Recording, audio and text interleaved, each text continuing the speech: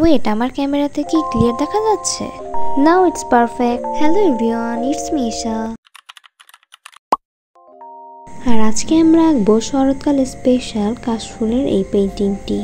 এই পেইন্টিংটা খুবই সিম্পল আর এই পেইন্টিংয়ের প্রসেসিংটাও অনেক satisfying. So let's get started. আর আমি এই পেইন্টিংয়ে ব্যবহার করছি অ্যাক্রিলিক কালার। ফার্স্টে ভেবেছিলাম এই কিউট নোটবুকের এক সাইডে পেইন্টিংটা করব। এক সাইডে পেইন্টিংটা করলে এটা অনেক ছোট হয়ে যাবে, দ্যাটস ওয়াই 2 পেজে অ্যাড করে ফেললাম।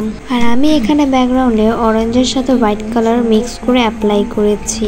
এই পেইন্টিংটা আমি অনেক আগে শুরু করেছিলাম, বাট আলসামি করে আর শেষ করা হয়নি। পেইন্টিংয়ে আসলে ট্যালেন্টের খুব প্রয়োজন হয় না, যেটা দরকার হয় সেটা হলো ধৈর্য। একটা ছবিতে যত সময় ব্যয় করা হবে, আলো ছায়া কন্ট্রাস্ট যত ভালোভাবে ফুটিয়ে তোলা হবে, ছবিটা ততটাই পারফেক্ট হবে।